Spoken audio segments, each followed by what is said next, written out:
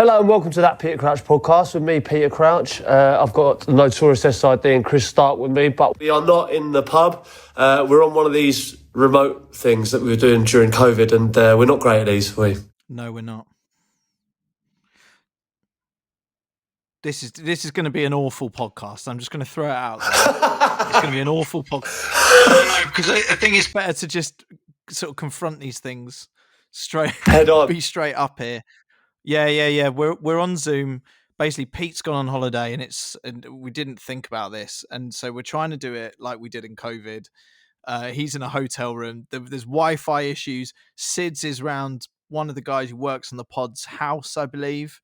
No, I'm at my house. That's what that makes it even worse. Like aesthetically, you look great, Starkey. You've got all the equipment. You're there. You're hooked up. Crouchy, the setting behind you looks so elegant. And I look like I'm a competition winner that's just joined pulled a lucky ticket to join you two boys on a special podcast. But this has never gone well for us. I think the exciting bit about this podcast, if you're listening right now, is it could end at any second. And we've got a hard deadline because I've got to be somewhere in the next 40 minutes or so. So it could finish at any minute. Stick with it the best you can. It isn't going to be our finest work, but at least we're honest about it. Crouchy, sometimes when we've done these podcasts remotely, it's been even more shambolic than this, right? Do you remember when Andy Robertson was on? Do you know what? I was just going to mention that. It was I think that was one of my favourite. It was my favourite ever remote podcast with Andy Robertson. Do you want to explain why? Do you want me to explain it? I thought I was going to leave it to you. But no, Sid, it was unbelievable, right? So basically Andy Robertson had Wi-Fi issues, so we couldn't work out what the issue was. So we asked him if anyone was watching Netflix or anyone was using the Wi-Fi. He said, "Oh yeah, my missus is watching a film up in bed." So we asked him to go up and ask her to turn it off. He actually did it as well. Upstairs, and we could hear him going, "Sorry, babe, you've got to turn it off for a minute." As though she's had to turn the film off. The poor girl sat there with nothing to do whilst we asked around with this podcast. It was a similar story. We're on Ted Lasso. I don't know how much we've really spoken about this, but we've been on Ted Lasso twice in a kind of very small, almost secret cameo.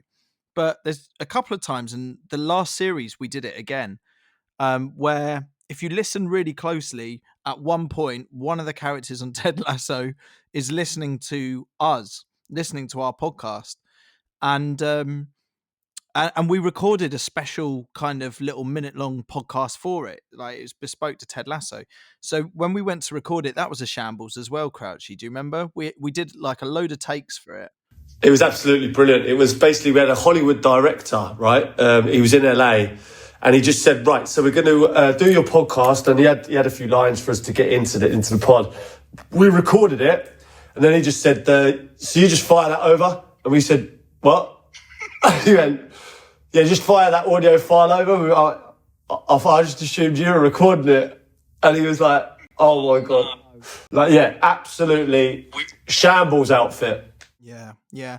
And it's not just us. Like, we all remember when connecting to Zoom was a tricky thing. And I'm not just saying it for the sake of name dropping, but do you remember when we had to do a Zoom with Prince William on this podcast? And, even he couldn't manage it. And surely he's got the best tech people around. It was a good sort of 20 minutes of watching him try and take himself off mute. That kind of thing, Sids. But here we are. We're doing it again. We're doing all right so far. So far, so good at the minute. As long as someone's recording, we're okay. Yeah. Right, let's crack on. Friday podcast then. How was last week? Has anyone got the scores from last weekend? Yeah, I've got them in front of me here. You had a difficult week again, Chris. Yeah. Yeah. 0 points for you.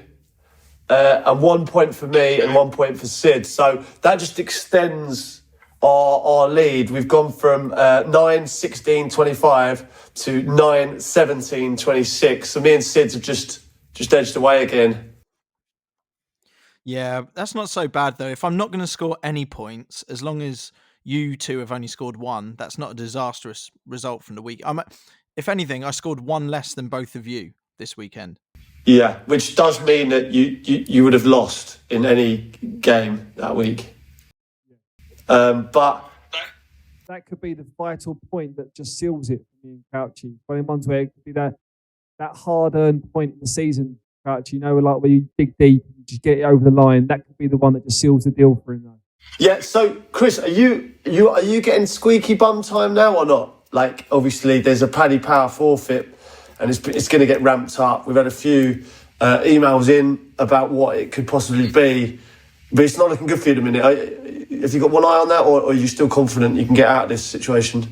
No, I should be all right, actually. Much like Watford, my form is going to improve. And actually, the weird thing about it, despite not scoring any points this weekend, I do actually think I was closer than I've been any other weekend. It wasn't a horrendous performance from myself in terms of predictions. I was just a bit unlucky. So I'm like Arteta, I'm just going to trust the process. And you're still within reach, Crouchy. It's all good. What about the games themselves, though? Yeah, that's what I mean. The issue was, Man City, Chelsea, I'm not sure anyone could have called 4-4. Bizarrely, we made Sid take the 6-1 option, even though he didn't want to take it. And he was closer with the goal total, really. He got 7 goals in his game and there was 8. So, in actual fact, he was still closer, even though we made him pick a score he didn't want to pick. On the Monday, the Spurs-Chelsea game was down as one of the greats, wasn't it? And it was followed up with another unbelievable game, end to end. I mean, it was. I didn't know who was going to win. To be fair, it got to that point where a draw wasn't going to happen. Ultimately, it was. But Cole Palmer, how good was he? I mean, he was cool as a cucumber. He's a player. Him, I like him a lot. He's got a swagger about him. Yes, isn't he? Yeah. All right, should we fire into the next weekend's predictions, the weekend that's coming up? Obviously, we're on international break. By the way, Crouchy, at the start of this, you said it's international break, so you've decided to go away. Is this how you're applying your holidays from here on in? Yeah, I mean, I did go away, and I went to Thailand, believe it or not, and I went during monsoon season, and it rained every second of the day. So I ended up just getting to Dubai. We just left. We just cut our losses and left. So now I'm in Dubai, and as we say, it's international weekend, and San Marino are playing. I think that's one of the games we're going to be looking at. And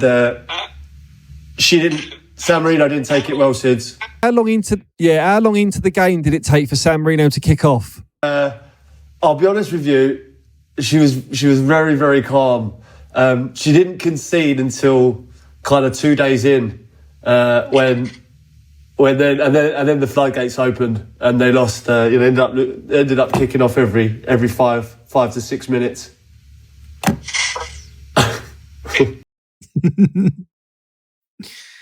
All right. Well, I never know with this Friday podcast how many people are new to it every week, because it is relatively new. So just to explain, if you're just joining us, normally we're all together for this Friday podcast. This is obviously a bit of a different one, and apologies for that. But what we have is a kind of mini league that's going on between us, and we pick 3 games from the weekend that are coming up. If we get the correct score, whoever gets the correct score gets 3 points. If you kind of call the right result, win, lose, draw, then you get a point. And obviously there's nothing if you don't get either of those predictions right. This weekend is obviously going to be international fixtures. So we've selected 3 games to watch this weekend. Heads up, San Marino is going to be one of them. It only makes sense. There's an England game and a San Marino game. So obviously we're going to be covering those. Boys, where would you like to start? I think we got to start with the biggest game of the weekend, and that's Kazakhstan versus San Marino. For me, it's the one that is on everyone's lips. San Marino, obviously, a big, huge influence in this podcast. They've almost become our team. Like Vanuatu's become, was sort of like we're unofficial ambassadors of Vanuatu. I feel like San Marino's got something, is in our heart on this podcast. So they've struggled. I'll be honest with you. They're away at Kazakhstan. I've actually played in Kazakhstan. I don't know if you know this. That was a mad situation. 8-hour flight. it's so far. It's like near China and Russia. Like, I can't even explain it. Like, I got off the plane and it was like nowhere I've ever been. But yeah, we ended up playing there for England. But San Marino will be out there this weekend. San Marino's last record, the last record of the last 6 games they've played, they've lost 2-1, 3-0, 4-0, 4-0, 6-0, and 3-0. So they're not on the best of runs at the minute. But they did score, didn't they, in their last game? Was that against Denmark? Denmark was 2-1. Yeah, they got a goal. They hadn't scored in the last 5 before that, but they did score against Denmark, and it was only 2-1. So I suppose they're in a bit of form. They're going to get humped, aren't they? Well, the problem here, I don't know enough about Kazakhstan. If I'm honest with you, and this is going to be a terrible thing to say, until Borat, I wasn't totally familiar with it as an actual sort of sporting nation. And that is my ignorance at play here. I actually thought Kazakhstan was made up. They're actually not that bad. They're actually not bad. They're above Finland in the group, which is, pretty decent. They do have a chance to qualify, but I think Slovenia and Denmark are almost away in that group. So maybe an interesting game. I'm expecting a Kazakhstan win here at home. It's a tough place to go. Yeah. Have you written down a score for this, boys? What are you going for? 3-0 Kazakhstan. Oh, 3-0. Okay. Starkey, I'll let you go next. I've gone exactly the same as Crouchy. I can just show my paper to the guys here. You see Kaz, 3-0. I've gone 3-0 on this one. I'm going to go 4-0. 4-0. So, no one giving San Marino even a sniff, apart from you, Crouchy. No, I haven't. Well, I have done in the past, yeah. But I've gone for Kazakhstan this time. Okay, good. Moving on. The big weekend fixture. The big weekend fixture. Don't look any further. This is the part of the podcast supported by Paddy Power. The big weekend fixture. This is England versus Malta. What are we saying, boys? Tough one. Injuries, isn't there, England? As a few of them return to their clubs. I still think we're going to win. I would have gone high scoring, but I'm not sure now. I don't know. We're still going to be in good form, but with them injuries, it just plays a part for me. Yeah. Well, I'm thinking with this, looking at the results previous, England have won 4-0 before. Just looking at the odds on this one now, if it was to happen again, Paddy Power currently have that at 9-2. So a £10 bet would get a total return of £55. And I'm just looking at that and thinking, well, that's actually happened twice before this 4-0 situation. So I'm tempted to back that again. And in fact, that's what I'm going to do. I'm going to go England 4, Malta 0. Yeah, see, I like that. I don't think the injury is going to affect us. England have got 100% record against Malta, so they've never lost. I don't expect that to change as well. I looked at that as well. That's mad. How many? Do you know what, Crouchy? How many countries have England never lost to? I would actually love to know that, because there can't be many to say 100% win rate. Never drawn either. But I'd say there's quite a few. So many teams that should, in my opinion, that should have to qualify for the qualifiers, if you get what I mean. And I think, obviously, San Marino being one of them. Andorra. We used to play Andorra. I got 22 goals for England, and I think I got 18 of them against Andorra. Which is always nice to see. Do you know what I mean? When you see you playing them, it's good to get your tally up. What scoreline are you going to go for in this one, Crouchy? So Starkey, you've gone 4-0. I wrote 4 down as well. I wrote 4 down. It was obviously, like you said, 9-2. So you both did the same again. Same, man. We can't have.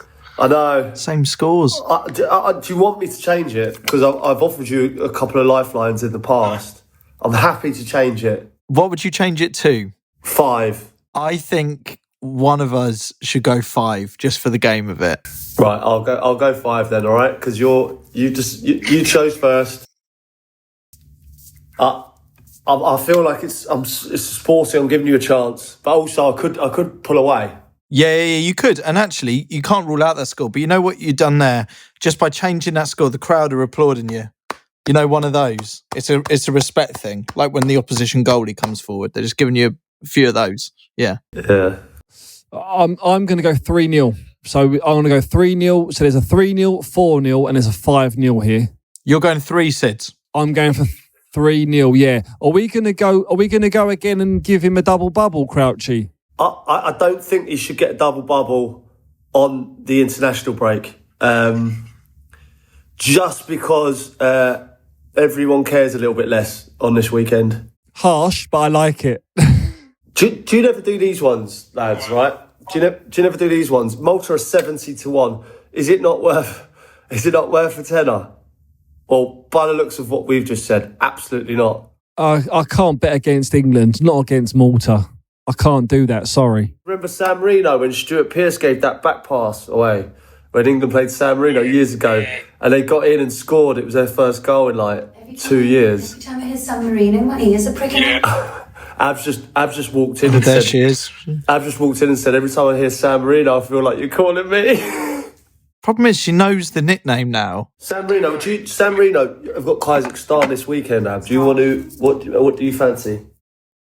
Do you want to Kazakhstan. talking to the smart, yeah, Kazakhstan, San Marino, what do you reckon? I'm going San Marino. Oh, yeah. Yeah. Ab's gone San Marino. Can't imagine Kazakhstan being very good at football.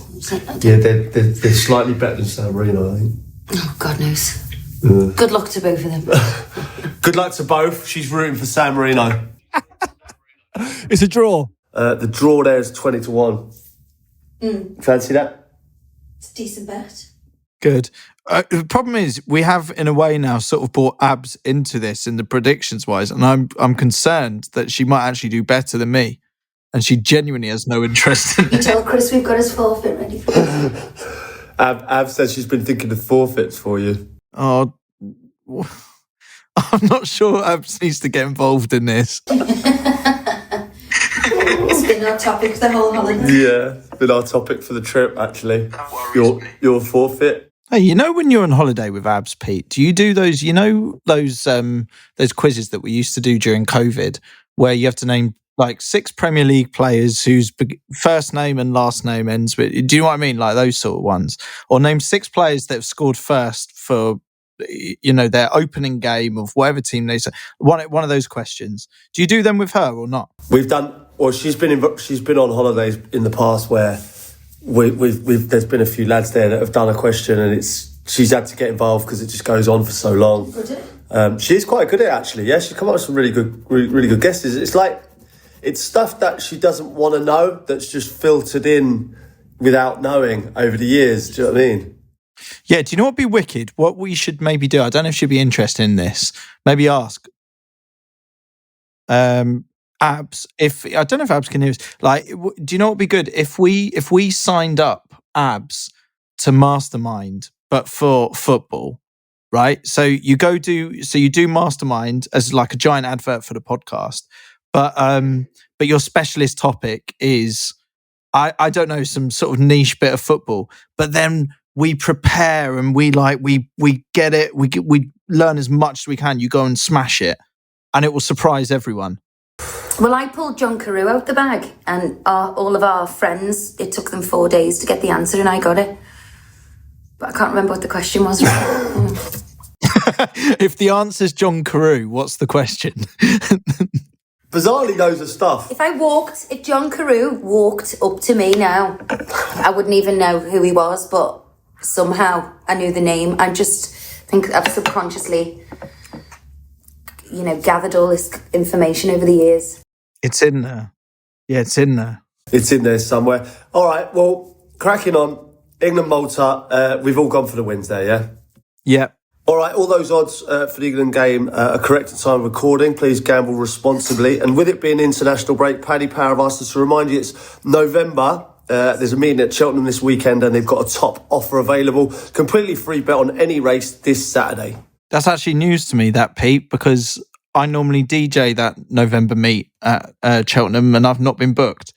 So I'm not sure what's going on there. There's a bit of housery coming on. Yeah, well, you've only just made me realise. Yeah. I heard about that. I saw the flyer. It's the Notorious SID and special guests this year. Oh no.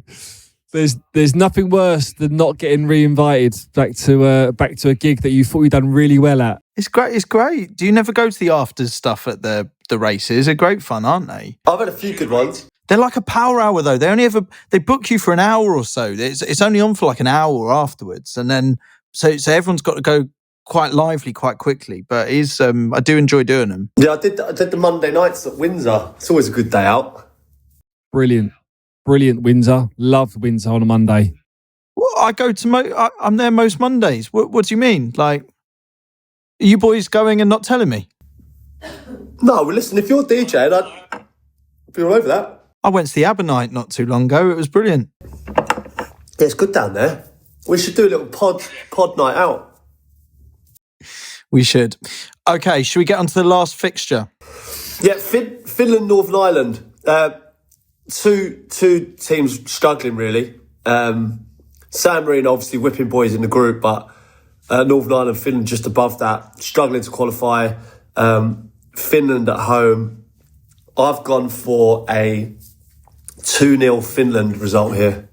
Yeah, I can see that. I can see goals. I can see Northern Ireland scoring, though. Finland are at home. I'm going to go for a 2-1 Finland win. 2-1. Yeah. What's Ab saying? She's just said she's going to go for a shower, but she tried to whisper it. But you picked it up. She had absolutely no interest in the Finland-Northern Ireland game. She's just planning for what we're going to do for dinner. Yeah, I meant the score rather than the shower. But Finland-Northern Ireland, give us a score. I'm going to stick to my Irish roots. She's going to stick to her Irish I'm roots. going to say 2-1 to Ireland. 2 Northern Ireland, just for clarification. So this is not where your roots are, but we don't want to get into that right now, do we? Still stick with the Northern Irish and say 2-1. 2-1 to Northern Ireland. She's gone. Okay, great. I'm going to go Finland 3, Northern Ireland 0 for this one. So at least we've all got different scores. Wow. 3 big wins though. Yeah, it feels like there are 3 matches where there's expected wins and we're kind of backing those.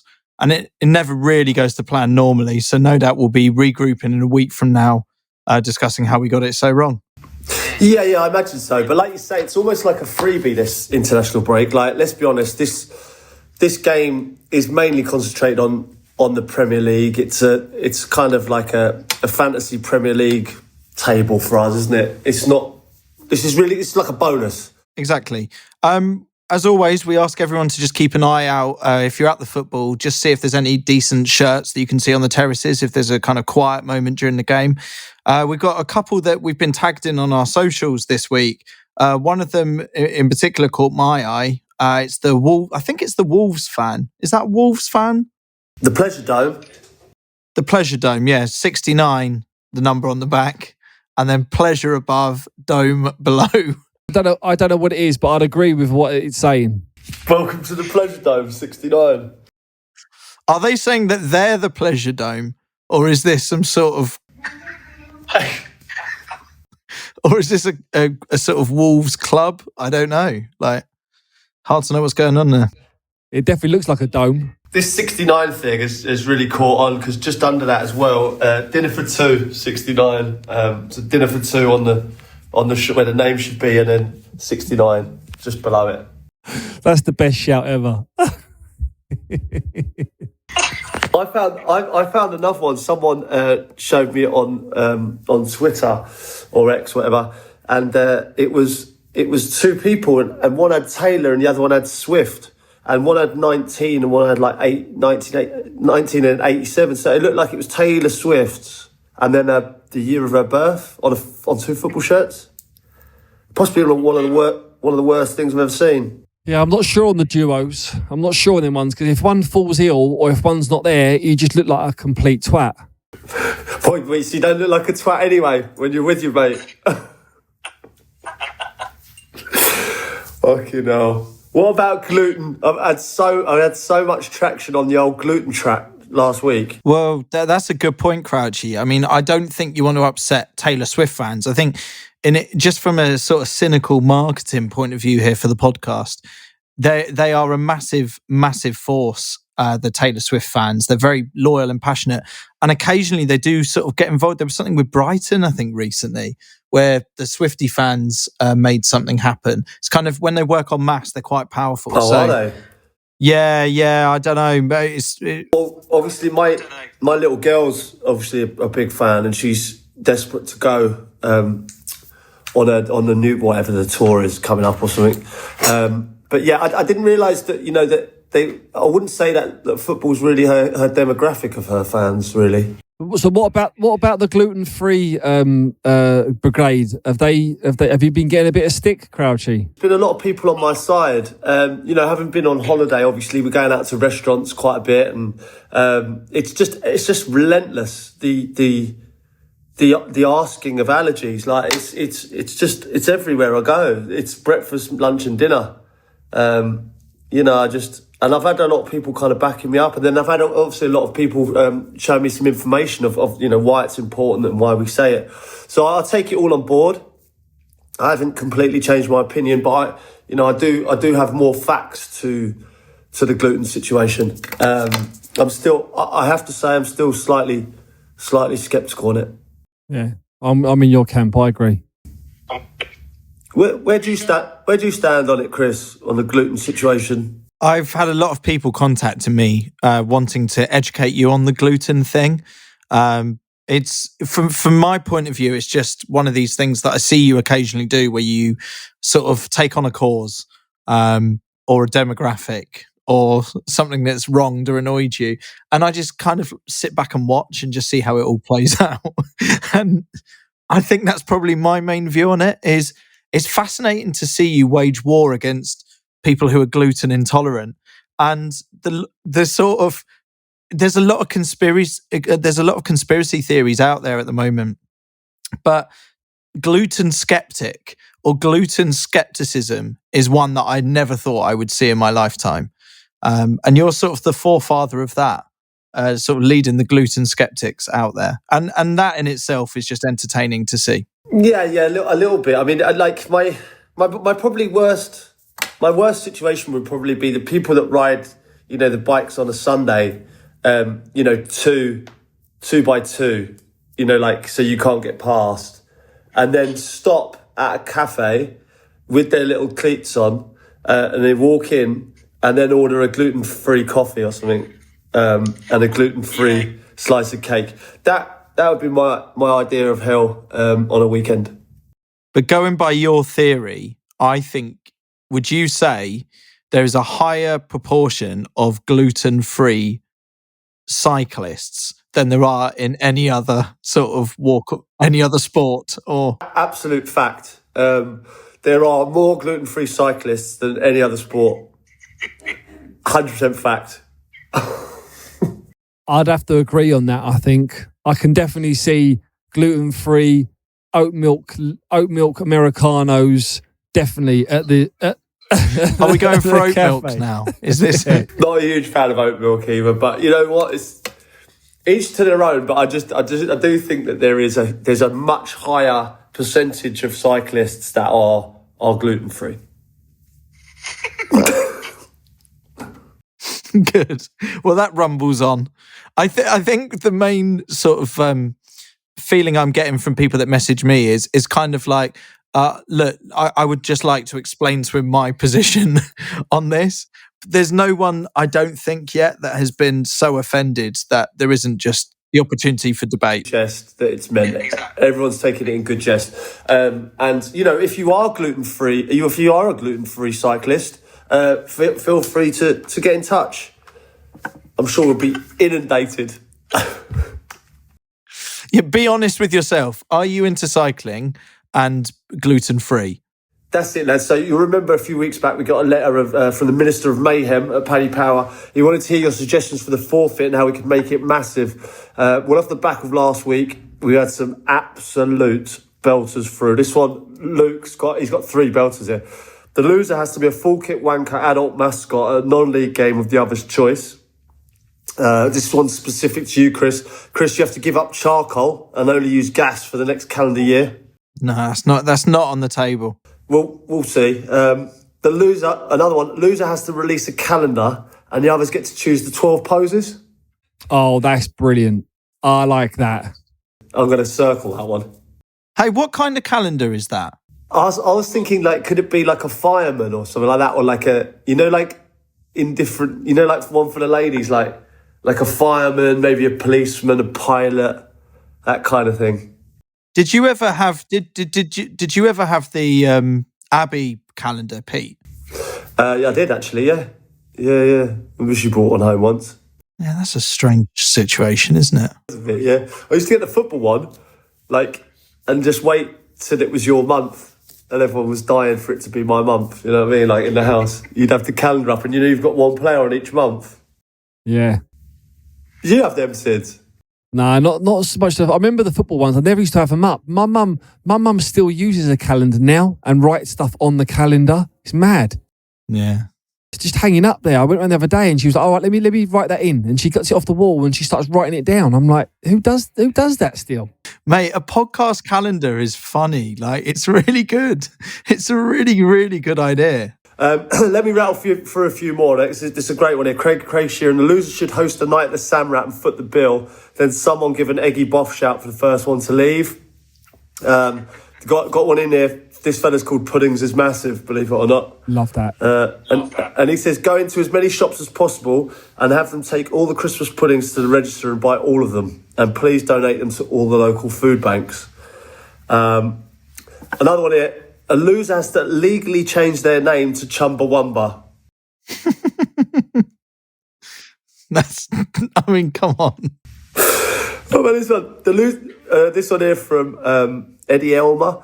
Loser has to apologise on live TV or live radio for wasting the other player's time with their terrible predictions and has to be asked to be forgiven and promise to do better. So like a live statement. That's quite good because if any of us are on like a TV show for another reason, it's quite nice that, especially if it's live, you can stop it. Like if we're doing like a Loose Women or Sunday brunch, that kind of thing, to stop mid-flow and do a full apology is quite a nice idea. I think the one that's really stood out to me there is the calendar, and I think especially because we're doing it around Christmas, you could potentially do a calendar, starting with January, going into January, February, March, and I think you could kind of, I don't know, sell them for £1 or something and just donate the money to charity. So we could try and do something for good, with one of us in various poses every month. I like it. I really, really like that one. That's definitely top of the list so far. You like that one, do you? Yeah, I just think there's loads of scope on that. Like as Pete said, we can do the fireman, the policeman, that route. We can do that. Them holding the puddings. We could do a puddings is massive calendar. The list is endless on that. Imagine a couple of puddings covering. It'd be great, wouldn't it? A couple of puddings just covering. When are we nailing this down? Have we got to make a decision on this? I feel as though we have to. Right, Minister of Mayhem, we'll get back to you, obviously. And if you're listening, we love the sound of the calendar. Can we supersize this? Can we get a proper photographer in to do some proper shots? Obviously, I'm hoping it's Chris, in various states of undress or, various, as a gladiator or... Why would I be a gladiator? Sorry, am I missing something here? Why would I be a gladiator? Well, I just think it's a calendar for the ladies. Do you know what I mean? I think it's Is it? It's kind of like, well, Abs likes the Vikings, doesn't she? She likes the Vikings. Yeah, I just think various kind of fantasies. Yeah. My missus likes cowboys, believe it or not, as well. There you go. Just don't really understand. So there's 2 straight away. Just like with nothing underneath, with just chaps. Sorry, we can't ignore that. Your wife's into what, Sids? Cowboys? Yeah, she likes cowboys. Yeah. Well, so talk us through that, Sids. So have you had to dress up as one? And No. I don't go that far. No, she just loves all like the cowboy films, and she's a bit of a tomboy with the films, and she's I don't know where it's come from. It's just it's only of late, really, the last couple of years, but it's got legs. it's exciting. Yeah, well, whatever you're into, you know. Yeah, all right. Well, listen, Minister of Mayhem, like I say, Cowboys, Vikings. You can dress Chris up in them all, and we'll see how we get on. But let me say, I'll be glued to my chair with Kazakhstan, San Marino this week. I'll be having one eye on that whilst playing golf in Dubai. All right, and we'll be back to normal next week, won't we? Trust everyone, this is a one-off, and big apologies for the lack of quality here. We're definitely Chumbawamba. Hopefully there'll be a huge Chumbawamba on the audio and visual for next week.